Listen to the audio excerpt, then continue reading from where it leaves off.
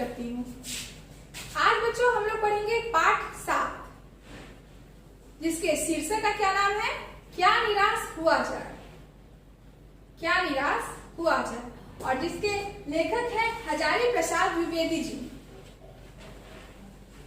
हजारी प्रसाद द्विवेदी जी ने इस पाठ के माध्यम से हमारे अंदर जागरूकता फैलाई है और हमारे मन को एक सांत्वना दी है कि हर रोज जो हमारे जीवन में घटनाएं होती है, उन घटनाओं से कभी कभी हमारा मन बैठ जाता है, हम दुखी हो जाते हैं। तो क्या उन सारी घटनाओं से हमें दुखी हो जाना चाहिए, हमें निराश हो जाना चाहिए, हमें ये मान लेना चाहिए कि बस अंत हो गया है, अब कुछ नहीं होने वाला है।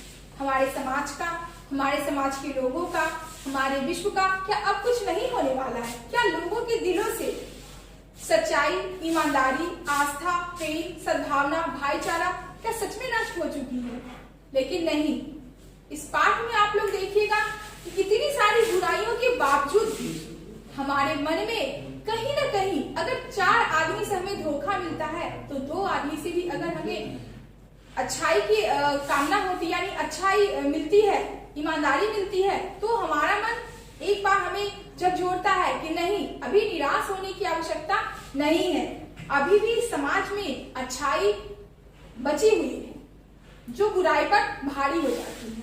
और हम अपने मन में अगर इस तरह का विचार रखेंगे तो समाज को बदलने में, समाज को आगे की ओर बढ़ाने में सहायक बनेंगे।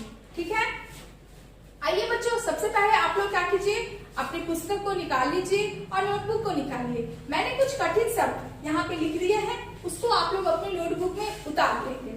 ठीक है, जो आपको प्रश्नोत्तर इस असाइनमेंट के द्वारा जो आपको प्रश्नोत्तर मिलेंगे उसको सॉल्व करने में आप लोगों की सहायता होगी।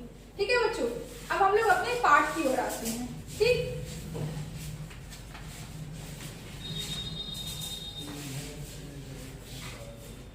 मेरा मन कभी कभी बैठ जाता है, समाचार पत्रों में ठगी, डकैती, चोरी, तस्करी और भ्रष्टाचार के समाचार भरे रहते हैं। आरोप प्रत्यारोप का कुछ ऐसा वातावरण बन गया है कि लगता है देश में कोई ईमानदार आदमी ही नहीं रह गया है। हर व्यक्ति संदेह की दृष्टि से देखा जा रहा है, जो जितने ही ऊंचे पद पर है उनमें उतने ही अधिक दोष पाए जाते हैं। देखिए बच्चों, अभी आप लोगों ने क्या पढ़ा कि हमारा मन जो है वो समाचार, हर रोज समाचार, न्यूज जो भी हम लोग देखते हैं, पेपर पढ़ते हैं, उन सभी चीजों में क्या भरा हुआ रहता है, चोरी, डकैती, ठगी, इस तरह के बहुत सारे घिनौने अपराध भरे हुए होते हैं, जिसे सुनकर हमारा मन एकाएक बैठ जाता है। हम हताश हो जाते हैं कि क्या समाज यही हो गया है, समाज में क्या यही फैल गया है, हमारे समाज का क्या अब कुछ नहीं होने वाला है। जो जितने ऊंचे पद पर होता है, हमारे जो भी उच्चाधिकारी होते हैं, वो जितने ऊंचे पद पर होते हैं वो और उतने भ्रष्ट होते हैं। आए दिन पेपर में, न्यूज में आप लोग सुनते होंगे कि इतने बड़े बड़े पदाधिकारी है रिश्वत लेते पकड़े गए, निलंबित कर दिया गया। इससे क्या होता है, अरे निलंबित हो गए तो फिर उन्हें तो उनका पैसा मिल ही जाता है, कुछ कम या कुछ ज्यादा, लेकिन समाज पर इसका क्या असर पड़ता है? समाज पर इसका ये असर पड़ता है कि देखिए, जो उतने ऊंचे पद पर थे और उन्होंने ऐसी गलती की तो क्या मिला, कुछ दिन की सजा हुई, निलंबित हो गए, फिर तो उन्हें उनका पैसा मिल ही गया। यानी कि समाज में ऐसे काम करने से कुछ हानि नहीं होने वाली है। बड़े बड़े ऊंचे पद के देखिए नेता लोग, नेता का क्या अर्थ होता है, जिन्हें हम खुद चुनते हैं और उन्हें अच्छी अच्छी कुर्सियों पर बैठाते हैं। हम ये सोचते हैं कि हम अपने देश का, हम अपने राज्य का, हम अपने राष्ट्र का बागडोर उनके हाथों में दे रहे हैं, लेकिन क्या करते हैं, वो बड़े बड़े घोटाले कर देते हैं। देश का, अपने समाज का, अपने राज्य का भला ना करके अपने रिश्तेदारों का भला करना शुरू कर देते हैं।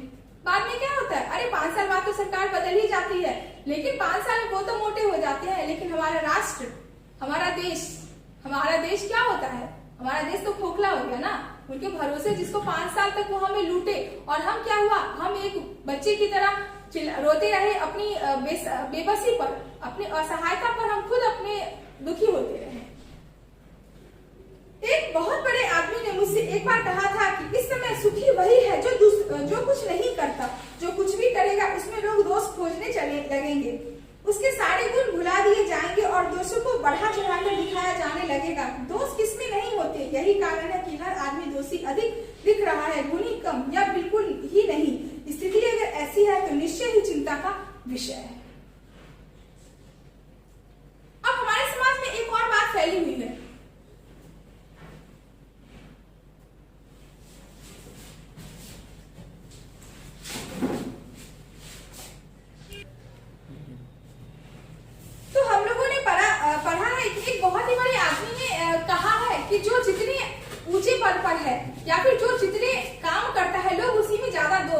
निकालते हैं। ये बात तो सच है कि जो काम करता है गलतियां तो उसी से निकलेगी ना, और जो कुछ करेगा ही नहीं तो गलतियां उसमें क्या ढूंढेंगे।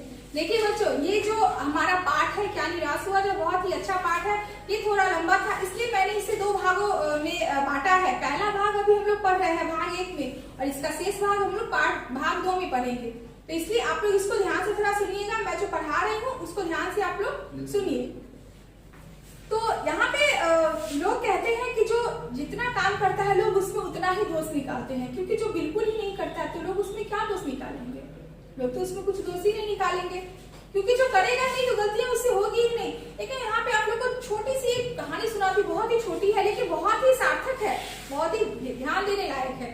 एक बहुत ही अच्छा चित्रकार था, पेंटर जिसको हम लोग कहते हैं, ठीक है ना, बहुत ही अच्छा चित्रकार था और अपने राजा के दरबार में बहुत सुंदर सुंदर चित्रकारी किया करता था, यानी पेंटिंग किया करता था। राजा उसे बहुत सम्मान दिया करते थे और बहुत ही उसको उपहार दिया करते थे उसके कार्य के लिए। एक दिन चित्रकार ने सोचा कि मैं तो दरबार में इतनी सारी पेंटिंग मतलब इतनी सारी चित्रकारी किया करता हूँ, तो दरबार के गिने चुने लोग भी देख पाते, क्यों ना मैं चौराहे पर एक चित्रकारी करूँ, जो आते जाते सारे छोटे बड़े गरीब अमीर सभी लोग देखा करेंगे, सभी को अच्छा लगेगा शायद वो चित्र देखकर। बहुत ही सुंदर एक चित्रकारी, बहुत ही सुंदर एक पेंटिंग बनाता है चित्रकार, लेकिन वो एक गलती करता है। अब आप समझिए कि वो गलती करता क्या है, तो गलती वो ये करता है कि उस चित्रकारी उस पेंटिंग के नीचे लिखता है कि अगर इस पेंटिंग में कोई कमी है तो मुझे बताए। देखिए बच्चों अब क्या होता है, अब अगले दिन क्या होता है, 100 लोग खड़े हैं वहां पे बगल में लिखने के लिए, इसमें ये कमी है, इसमें वो कमी है, इसमें वो कमी है, इसमें वो कमी है, 100 गलतियां उस चित्रकारी में ढूंढ दी, उस पेंटिंग में ढूंढ दी। इस पेंटिंग पर उस चित्रकार को इतना गर्व था, इतना घमंड था, और उसका पूरा घमंड, उसका पूरा गर्व चूर-चूर हो गया। चित्रकार बहुत दुखी हो गया और उसने एक बात निश्चय की कि आज से मैं चित्रकारी को छोड़ रहा हूँ, मेरे जो ब्रश है, कलर है, मैं सबको फेंक दूंगा, क्योंकि मेरी चित्रकारी किस काम की है। अगर लोगों को मुझ में इतनी सारी कमियां नजर आ रही, यानी कि मैं एक अच्छा चित्रकार ही नहीं हूँ। एक अच्छा चित्रकार, एक अच्छा व्यक्ति तो वो होता है ना जिसमें कोई कमी ही ना निकाल। बहुत दुखी हो जाता है, बहुत दुखी। लेकिन उसका एक मित्र था बहुत बुद्धिमान, बहुत ही बुद्धिमान और साहसी था। वो मित्र उसके कहता है कि क्यों मित्र, इतने दुखी क्यों हो। चित्रकार कहता है कि देखो मित्र, आज मैंने बहुत ही सुंदर एक चित्रकारी की, बहुत सुंदर पेंटिंग की, मुझे तो लग ही नहीं रहा था कि उसमें कोई कमी होगी, लेकिन लोगों की भीड़ लगी हुई है वहां पे। लोग कोई कह रहा है कि ये कमी है, कोई कह रहा है ये रंग अच्छा नहीं है, कोई कह रहा है कि ये बनावट अच्छा नहीं, कोई कह रहा है साइज अच्छा नहीं है। अब मैं क्या करूं, मैंने तो अपनी कल्पना से बनाई है ना, उन 100 व्यक्तियों की कल्पना से मैंने नहीं वो चित्रकारी की, मैंने तो सिर्फ अपनी कल्पना से की थी। तो लोगों को तो खुश होना चाहिए, लोगों को अच्छा कहना चाहिए, लेकिन लोग उसमें कमियां निकाल रहे हैं। बुद्धिमान मित्र था, उसने कहा कि देखो मित्र, हमारे समाज की कमियां यही है कि जो करता है लोग उसी में कमियां निकालती हैं, जो करेगा नहीं तो गलती उसमें क्या निकालेंगे लोग। तुमने जो चित्रकारी तो तुमने बहुत अच्छी की, लेकिन नीचे के जो लाइन लिखे थे, जो अक्षर लिखे थे, वो तुम्हारे गलत थे। बोला क्यों, उसके नीचे तुम्हें लिखना चाहिए कि अगर इसमें कोई कमी है तो कृपया इसको सुधार दे। जाओ तुम चित्रकार, तुम उसकी पेंटिंग को मत बदलो, उसके नीचे लिखी हुई लाइन को तुम बदल दो, उसके बाद देखो तुम्हारा क्या होता है। चित्रकार के दिल में थोड़ी सी एक आशा की किरण जगी कि हाँ शायद ये सही कह रहा है। जाता है नीचे और जो वो 2 लाइनें लिखी थी, उस 2 लाइनों को हटाकर उसके नीचे लिखता है, अगर इस चित्रकारी में कोई कमियां हैं तो कृपया उसे सुधार दो। बड़े आश्चर्य की बात है बच्चों, अब आप लोग को पता है अब क्या होता है। अब 100 के 100 लोग चले गए, एक भी व्यक्ति वहां खड़ा नहीं था। चित्रकार पर आश्चर्यचकित, अरे अभी जो लोग थे वो सब गए कहाँ। एक को बुलाता है पकड़ के, इधर आइए, अभी तो आप खड़े थे ना कुछ बताने के लिए, बताइए इसमें कमी क्या है, थोड़ा सा उसको ठीक कर दीजिए। व्यक्ति ने कहा नहीं कोई कमी नहीं है, ये तो बहुत ही उम्दा चित्रकारी। अरे आप तो राज दरबार मतलब आप तो राज दरबारी चित्रकार है, यानी आप राज दरबार में चित्रकारी किया करते, आपसे कमी कैसे हो सकती है, आप में कोई कमी नहीं है। चित्रकार बड़ा आश्चर्यचकित, कल तक भीड़ थी, आज एक भी लोग नहीं और कह रहे कि कोई कमी नहीं। फिर दूसरे को बुलाता है, भाई आप कुछ बताओ। उसने भी कहा नहीं नहीं, आप क्या कर रहे हैं चित्रकार जी, आपके जैसे चित्रकार तो संसार में नहीं है, आपने बहुत ही उम्दा, बहुत ही सुंदर चित्रकारी की है, पूरे राज दरबार तो आप ही की चित्रकारी से भरा हुआ है। क्या समझे बच्चों इससे आप लोग, यही समझे ना कि जो काम करता है गलतियां लोग उसी में ढूंढते हैं। अगर आप पूछने लगोगे कि बताओ मैं गलत हूं, तो सच में अब वो जमाना चला गया। पहले लोग कहा करते थे क्या मैंने गलती की है, तो लोग कहते थे नहीं नहीं आपने कोई गलती नहीं की है। लेकिन अब समाज है कहेंगे हाँ सब अपनी भी गलती आप ही के ऊपर डाल देंगे कि आपने ही गलती की है। इस कविता से हमें यही संदेश मिलता है कि समाज में अगर अपने आप को बनाना है तो लोगों को अपनी कमी मत दिखाओ, लोगों को अपनी कमी मत दिखाओ, अपनी खूबी दिखाओ। अगर आप अपनी एक कमी दिखाओगे ना तो लोग आप में 10 कमियां ढूंढ देंगे, लेकिन अगर आप सिर्फ अपनी खूबी दिखाओगे तो लोग आप में कमियां नहीं ढूंढ पाएंगे। पहले हमें अपने आत्मविश्वास को बढ़ाना होगा, जगाना होगा, तभी हम दूसरों का भी भला कर पाएंगे। तो अभी हम लोग पढ़ रहे थे क्या यही भारतवर्ष है जिसका सपना तिलक और गांधी जी ने देखा था। रविंद्रनाथ ठाकुर और मदन मोहन मालवीय का सपना महान संस्कृति शब्द भारतवर्ष किस अतीत के गहन में डूब गया। आर्य और द्रविड़, हिंदू और मुसलमान, यूरोपीय और भारतीय आदर्शों की मिलन भूमि मानव महासमुद्र क्या सूख ही गया है। मेरा मन कहता है कि ऐसा हो नहीं सकता। हमारे महान मनुष्यों के सपनों का भारत है और रहेगा। क्या हमारे जो महान व्यक्ति थे, हमारे यहाँ महात्मा गांधी थे, तिलक जी थे, गोखले जी थे, नेहरू जी थे, सुभाष चंद्र बोस जी थे, ये सारे के सपनों का भारत का यही भारत है जो हम भारत को देख रहे हैं। क्या ये उनके सपनों का भारत यही भारत था? क्या उन्होंने इसी भारत के लिए सपना देखा था? वो ऐसे भारत को देखना चाहते थे जहां सब सारे लोग एक हो, एकता हो, जहां लोग बटे बटे से ना रहे, जहां लोग सभी लोग एक धर्म। हमारे यहाँ हमारे भारतवर्ष की खूबी क्या है, हमारे यहाँ बहुत सारे धर्म हैं, बहुत सारे रीति रिवाज है, बहुत सारी भाषाएं हैं, बहुत सारे पहनावे हैं, बहुत सारे त्योहार हैं, बहुत सारे खान पीन है। लेकिन इसके बाद भी हमारा देश जो है वो विभिन्नता में एकता का देश है। हमारे देश की मजबूती क्या है? तो विभिन्नता में एकता। हमारे देश में जितने धर्म है, हमारे देश में जितनी भाषाएं हैं, हमारे देश में जितनी बोलियां हैं, उतनी किसी भी देश में नहीं है। लेकिन इसके बावजूद भी हमारा देश क्या है? एक है, भारत। महान चक्रवर्ती अशोक सम्राट जो थे, उन्होंने एक भारत का सपना देखा था। उन्होंने कहा था कि समस्त जो हमारा राष्ट्र है वो सब एक भारत है, संपूर्ण भारत। इसलिए उन्हें चक्रवर्ती सम्राट कहा जाता था। चक्रवर्ती का अर्थ होता है जो चारों तरफ से घिरा हो, यानी कि जिसको चारों तरफ, जिसका साम्राज्य हो, जिसका पूरा अस्तित्व चारों तरफ फैला हो। तो उन्होंने एक भारत का सपना देखा था जो सिर्फ एक राष्ट्र हो, अलग नहीं हो, बटा हुआ नहीं हो, जिसमें अनेकता हो लेकिन फिर भी वो एक हो। तो क्या हमारे जो महान व्यक्तियों ने जो भारत का सपना देखा था वो क्या यही भारत है जहाँ पे चोरी होती है, डकैती होती है, आज छोटी सी बच्ची वो सुरक्षित नहीं है। आखिर उसको जो परेशान करने वाले लोग हैं, जो उसकी ही मतलब उसकी जो बचपन उससे छीनने वाले लोग हैं, वो कौन है? हमारे समाज के हैं। क्या विदेशी आते हैं? क्या अंग्रेज आकर उनके साथ कुछ गलत कर रहे हैं? नहीं कर रहे हैं, हमारे देश के लोग उनके साथ कर रहे हैं। तो क्या एक लड़का सुरक्षित हमारे देश में रह सकता है? एक लड़की सुरक्षित नहीं रह सकती है। ये कैसा समाज है? क्या हमारे देश में जब दुर्गा पूजा चलता है, 9 दिन हम जिस देवी दुर्गा की पूजा करते हैं, अगर बच्चों आप लोग देखिएगा तो आप अपने घर में भी देखेंगे, गांव समाज आस पड़ोस में देखिएगा, बहुत अच्छे ऊंचे पद पर जो लोग आसीन होते हैं, बड़े बड़े जो अफसर लोग होते हैं, वो भी देवी दुर्गा के सामने नतमस्तक होते हैं। देवी दुर्गा कौन है? एक स्त्री है, एक औरत है। आप अपने घर की औरत को मान सम्मान नहीं दीजिएगा, लेकिन एक मिट्टी की मूर्ति जो निर्जीव है, जो बोलती नहीं है, लेकिन उनके आगे आप बड़े बड़े चढ़ावे चढ़ाने लगते हो, नतमस्तक हो जाते हो, अपने आप को उनके चरणों में समर्पित कर देते हो। ये कौन सा है? ये क्या ऐसा भारत है? नहीं। हमारे देश आप लोग देखिएगा कि भगवान जो थे, जिन्हें भगवान कहते हैं ना सृष्टि के रचनाकार है, भगवान भी अपने से पहले अपनी पत्नी को दर्जा देते थे। आप हमेशा देखिएगा कि हमेशा सीताराम कहा जाता है, गौरी शंकर कहा जाता है, राधा कृष्ण कहा जाता है। क्यों ऐसा कहा जाता है? कभी आप लोगों ने विचार किया है इस बात को? अपने घर में बड़े बुजुर्गों से आप पूछ कर देखिएगा तो वो बताएंगे एक ही बात, क्योंकि भगवान अपने से पहले अपनी स्त्री को, अपनी पत्नी को दर्जा देते थे। अपनी पत्नी को वो लोग देवी कहा करते थे। देवी का क्या अर्थ होता है? भगवान, यानी कि वो अपनी पत्नी को भगवान का दर्जा दे रहे हैं। इसीलिए औरत जो है वो सर्व जगह पूजी जाती है, वो मान सम्मान की वस्तु है, अपमान की नहीं है, तिरस्कार की नहीं है। और हमारे समाज की जो हमारे समाज में बुराइयां फैल रही है, औरत के जो साथ जो दुर्व्यवहार हो रहा है, वो उसी की देन है। हमारे समाज में, हमारे न्यूज़पेपर आप देखिए, हमारे यहाँ टीवी देखिए, हर महीने में, हर दिन लाखों करोड़ों लड़की जो है ऐसी जो इस मतलब घटना की शिकार होती है। उनकी अंतरात्मा पर क्या बीतती है। कभी ये हमारा समाज देखता है हमारे समाज की भलाई कैसे हो सकती है। सरकार बदलती है, अफसर बदलते हैं, सब कुछ बदल जाता है, रूल कानून बदलते हैं, लेकिन ये परंपरा नहीं बदलती है। जो औरत को, लड़कियों को पैरों के नीचे कुचलने की परंपरा है वो नहीं बदलती है। नवरात्रि में नौमी अष्टमी के दिन देखिएगा बड़े बड़े लोग, बूढ़े बूढ़े लोग छोटी छोटी बच्चियों के, लड़कियों के पैरों को छूते हैं, प्रणाम करते हैं, उन्हें भोजन कराते हैं, वस्त्र देते हैं, अनेक से दान देते हैं, मतलब अच्छे अच्छे गिफ्ट तो उपहार देते हैं, देवी कहते हैं उन्हें। लेकिन क्या नौवीं दसवीं के बाद वो देवी नहीं रहती है? वो लड़की जो है उसमें देवी का अंश नहीं रहता है, या वो देवी नहीं रहती है, या उसके रूप बदल जाते, उसका स्वभाव बदल जाता है। मैं बताती हूँ, बदलती है सिर्फ लोगों की सोच।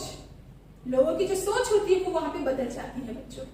तो हमारे समाज में यहाँ पे वही कहा जा रहा है कि जब भी हम कुछ बुराई देखते हैं, गलत देखते हैं, तो हमारा मन बैठता है और कहते हैं कि यार अब निराश होने की आवश्यकता है कि हम निराश हो जाए। लेकिन नहीं, फिर इतनी बुराइयों के बाद अगर हम एक अच्छाई देखते हैं तो हम उस एक छोटी सी किरण को ही अपना प्रकाश समझकर और उसके सहारे ही हम रास्ता चलना शुरू कर देते हैं, और हमें लगता है कि वो छोटी सी किरण एक बहुत बड़े प्रकाश तक हमें ले जाएगी और हमारे समाज का फिर से उत्थान होगा, पतन नहीं। यह सही है कि इन दिनों कुछ ऐसा माहौल बना है कि ईमानदारी से मेहनत करके जीविका चलाने वाले निरीह और भोले भाले श्रमजीवी पिस रहे हैं और झूठ तथा फरेब का रोजगार करने वाले फल फूल रहे हैं। ईमानदारी को मूर्खता का पर्याय समझा जाने लगा है। सच्चाई केवल भीरू और विवश लोगों के हिस्से पड़ी है। ऐसी स्थिति में जीवन के महान मूल्यों के बारे में लोगों की आस्था ही हिलने लगी है। ये सही है कि आजकल जो लोग सही रास्ते पर चलते हैं, लोग गलतियां उसी में ढूंढते हैं, वही परेशान रहते हैं, वही विवश रहते हैं। जो ईमानदारी से अपना जीविका चलाते हैं, लोग वही आजकल समाज में गिरे हुए लोग हो जाते हैं, क्योंकि वो आगे नहीं बढ़ पाते, उन्हें ज्यादा आमदनी नहीं मिल पाती है। लेकिन झूठ फरेब मक्कार लोग जो होते हैं वो दिन दुगनी रात चौगनी तरक्की करते हैं। और हमारे समाज में पूंजीपतियों की, जो अमीर लोग होते हैं, उन्हीं का वर्चस्व ज्यादा होता है और वही ज्यादा पूजनीय हो जाते हैं, लोगों के बीच में भगवान बन जाते हैं। लेकिन जो लोग सही रास्ते पर चलते हैं, ईमानदारी से जीते हैं, उन्हें बार बार समाज में तिरस्कृत होना पड़ता है, बार बार अपनी जीविका चलाने के लिए गिड़गिड़ाना पड़ता है, और अपने हमेशा वो इसी उधेड़-बुन में लगे रहते हैं कि मैं अपने परिवार को कैसे चलाऊं, अपने बच्चों को मैं कैसे आगे बढ़ाऊं। लेकिन बेईमान लोग कभी नहीं सोचते हैं कि उन्हें वो पकड़ जो रहे हैं, दूसरे का हक जो मार रहे हैं, वो दूसरे का हक ले रहे हैं। अगर सबको सबका हक मिल जाए तो कोई हमारे समाज में कोई भी गरीब नहीं रह बचेगा। भारतवर्ष ने सभी की भौतिक वस्तुओं के संग्रह को बहुत अधिक महत्व नहीं दिया है। उनकी दृष्टि से मनुष्य के भीतर जो महान आंतरिक गुण स्थिर भाव से बैठा हुआ है वही चरम और परम है।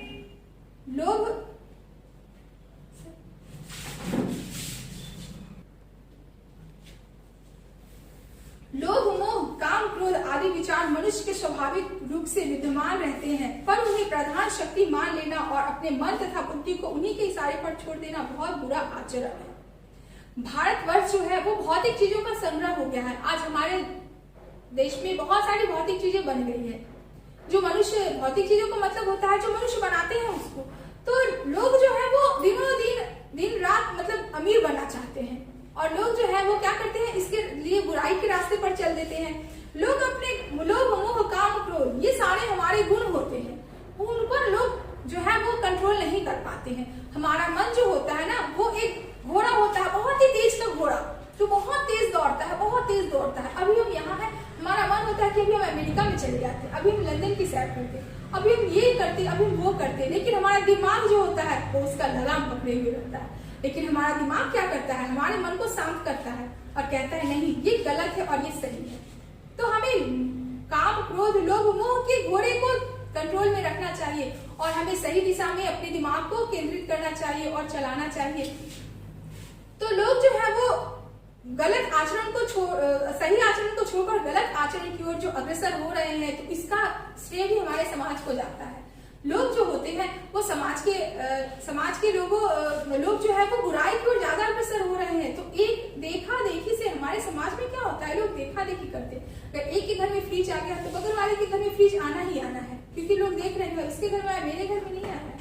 एक के घर में अगर झगड़ा हो तो दूसरे के घर में झगड़ा होना ही होना है। अरे उसके घर में इस बात के लिए झगड़ा हो रहा है, मेरे घर में नहीं हो रहा है। तो यही देखा देखी हमारे समाज में होता है। अगर एक लोग सही हो जाएंगे तो दूसरे लोग भी सही हो जाएंगे। भारतवर्ष ने कभी भी उन्हें उचित नहीं माना, उन्हें सदा संयम के बंधन से बांधकर रखने का प्रयत्न किया, परंतु भूख की उपेक्षा नहीं की जा सकती, बीमार के लिए दवा की उपेक्षा नहीं की जा सकती, गुमराह को ठीक रास्ते पर ले जाने की उपेक्षा नहीं की जा सकती। हमारे देश में लोग जो होते हैं, कुछ ऐसी चीजें होती हैं, जैसे हम अपने मन को तो कंट्रोल में करें, कुछ ऐसी जरूरत की चीजें होती है जिस पर हम उसकी उपेक्षा नहीं कर सकते। जैसे कोई अगर बीमार व्यक्ति है तो वो अपनी दवाई के लिए नहीं रुकेगा, उसे हमें दवाई तक पहुंचाना ही है और वो उसे हॉस्पिटल तक पहुंचाना है। कोई भूखा जो व्यक्ति है तो उसे खाना पहुंचाना ही है। कोई अगर गुमराह हो गया है तो उसे सही रास्ता पर लाना ही है। तो ये हमारा दायित्व है, इसकी उपेक्षा हम नहीं कर सकते हैं। तो बच्चों, इस भाग में अभी तक हम लोग भाग 1 में यहाँ तक पढ़े हैं और आगे का जो पाठ का जो हिस्सा है वो मैं भाग 2 में लेकर प्रस्तुत होती हूँ। तब तक के लिए धन्यवाद।